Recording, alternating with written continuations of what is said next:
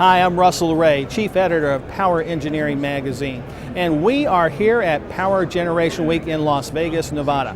Well, it's sad to say, but it's the final day here at Power Gen. However, we've saved some of the biggest and best issues for last. The plenary session on the U.S. Clean Power Plan begins at 9 this morning, followed by 5 mega sessions on topics ranging from the growth of distributed solar to the promises of energy storage.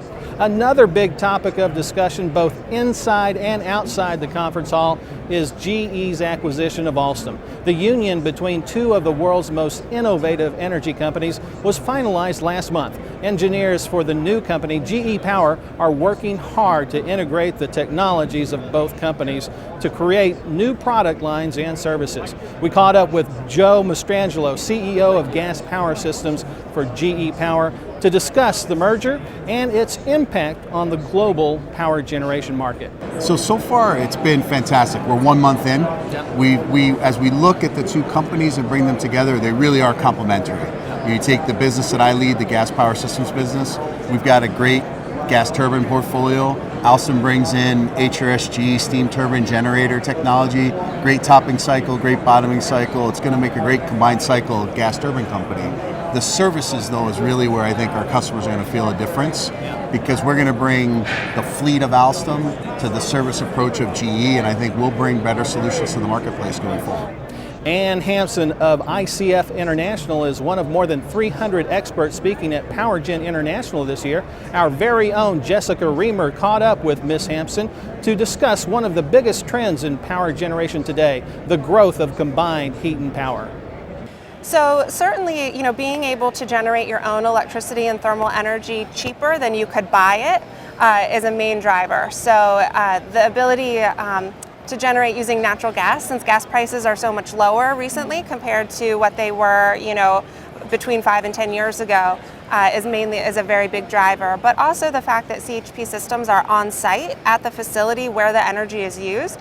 That means that if the grid surrounding the facility went down, it's a good thing for resilience and reliability in the face of hurricanes or other natural disasters. Your facility could keep operating.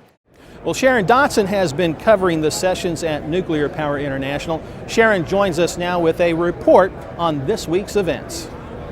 Thanks, Russell. We've had a great week of sessions for Nuclear Power International. On Tuesday, our first session was about closing or not closing nuclear power plants, and kind of what are some of the processes and methods that we can use to mitigate that lost capacity or even to prevent some of these nuclear plants from closing.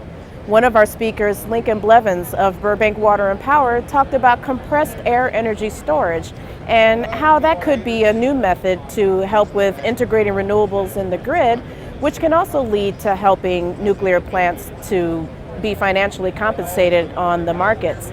And speaking of the markets, we also had Ed Keyes speak about market prices and how they are affecting nuclear plants, not only in the U.S., but all over the world.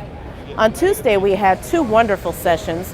The first was on operating nuclear plants 60 years and beyond, and some of the maintenance that goes into preparing the nuclear plants for operating for these long periods of time. The afternoon session covered international new nuclear builds. We had someone with South Texas Project in Texas speak, along with a lawyer who was speaking about some of the legal things that go on behind the scenes before you can even begin building a nuclear plant. On Thursday is our mega session on improving the toolbox for modernizing nuclear power plants, again, not just in the U.S., but all over the world. So please be sure to join us in room N241 for that. I'm Sharon Dotson with Nuclear Power International. Back to you. Well, one of the biggest issues here at PowerGen International is the increasing regulation of coal combustion residuals from coal-fired power plants. Our very own Tim Miser caught up with Block Andrews of Burns & McDonnell to discuss this very important topic. Well, the first thing on your pond is you have to make a determination of whether it meets EPA's lined or unlined requirements. And if a pond is lined by EPA definition, the requirements are much less onerous than if you're an unlined pond. And I don't know the exact percentage of unlined ponds, but the vast majority of ponds are probably going to fall under the unlined category. And for those unlined ponds, they have a series of tests essentially to pass. And if they don't pass those tests, then that pond, you have to see sluicing to that pond and begin closure on it. So we expect that a majority of ponds are going to be impacted by the CCR rule.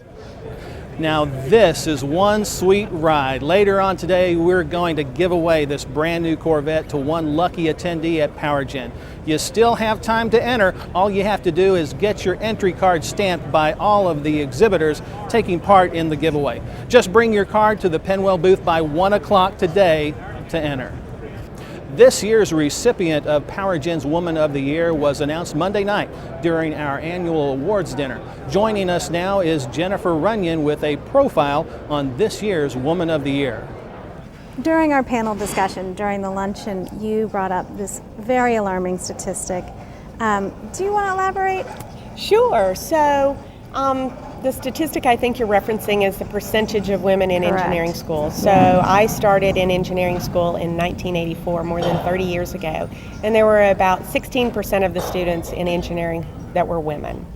Today, in the 2014-15 time period, there are about 18% across the nation of the engineering students who are women. So we've moved over 30 years from 16% to 18%. Yeah. Now that to me is also astounding, and I think it's something that we just need to make people more aware of, and we need to recognize that that's something we're just not satisfied with. Right. But it's not going to happen organically. We're going to all have to get involved to try to make a difference and encourage young women to pursue the study of engineering.